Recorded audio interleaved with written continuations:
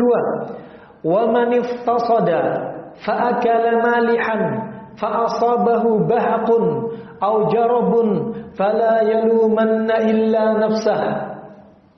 Lagi, nasihat berikutnya, barang siapa yang minta difasdu, flebotomi, diambil darahnya, ya, diambil darahnya. Dan fasdu ini yang benar bukan bagian dari sunnah, karena nggak ada satupun dalil yang menunjukkan ini sunnah. Nah, tidak ada menunjukkan dalil manapun yang menunjukkan ini sunnah. Ini murni pengobatan Arab klasik dan sudah ada sebelum Nabi. Dan bukan berarti nggak ada dalilnya datang dari Nabi. Fasdu bukan berarti nggak boleh dilakukan, boleh. Walaupun nggak sabit ini dari Nabi, boleh dilakukan karena ini urusan dunia, bukan urusan agama.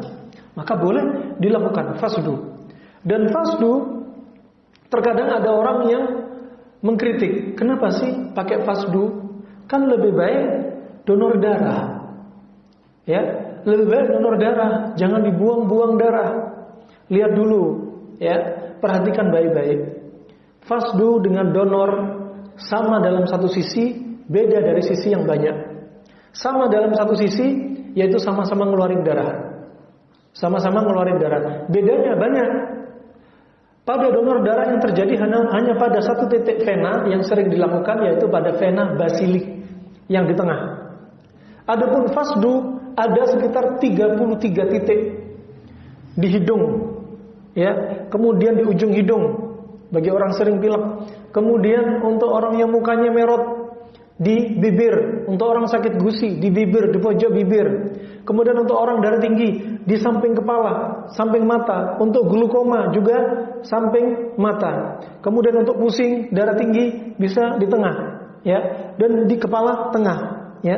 Kemudian untuk orang yang ketika stroke bicara susah di belakang telinga. Nah, kemudian masih ada titik untuk basilik disebutkan bagus untuk titik yaitu menguatkan limpa dan menguatkan liver.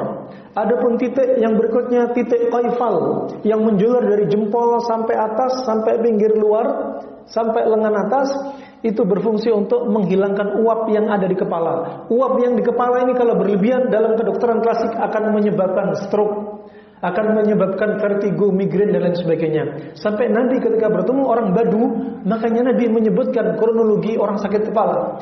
Kata Nabi SAW waktu itu ketika melihat orang Badu yang badannya kuat, Nabi takjub. Ya, kata Abu Hurairah dalam riwayat Imam Ahmad dan riwayat Imam Bukhari dalam Adabul Mufrad disebutkan Syekh Al-Albani rahimahullah, Nabi berkata apa? Hal tasaddaqta?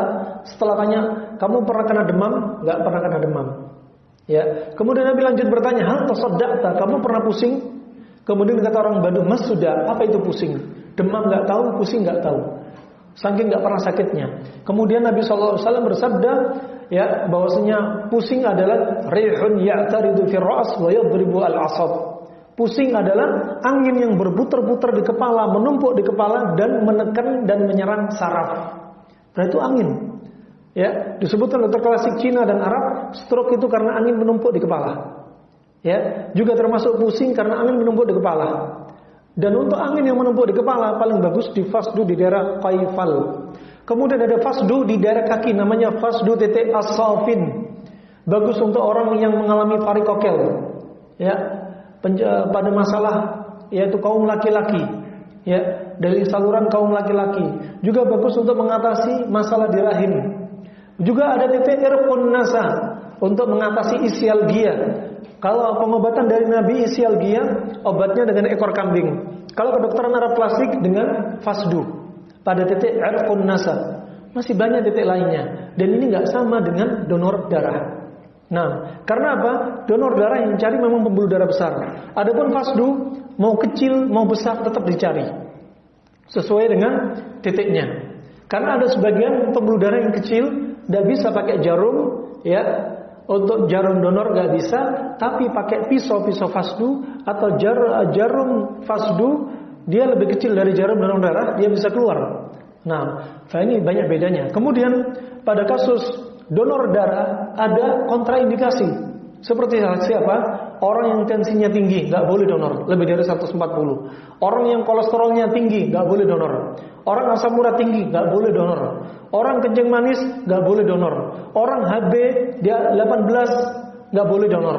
Kemudian orang yang darahnya ada virus nggak boleh donor.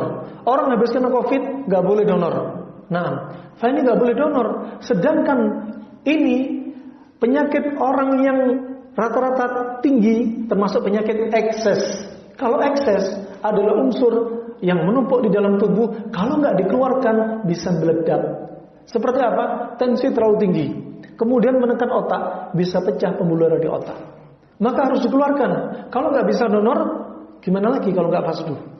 Nah, ini contoh. Ya, kalau terapi Nabi berarti pakai bekam. Ya, bekam termasuk pengobatan sunnah. Tetapi apa? Antara bekam dan fasdu ya punya kelebihan masing-masing.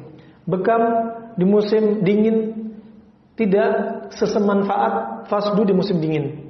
Ya, bekam sangat cocok di musim panas. Kenapa? Kalau musim dingin pembuluh darah kapiler menyempit sehingga bekam tidak maksimal. Adapun fasdu di musim dingin tetap manfaat karena yang bisa jadi sasaran adalah pembuluh darah vena. Subhanallah. Ini beda-beda, ya, nggak bisa disamakan. Makanya yang nggak suka fasdu cukup jaga lisan, nggak usah banyak protes. Mereka melakukan fasdu dari kedokteran Arab klasik karena punya dasar ilmiah sampai zaman sekarang.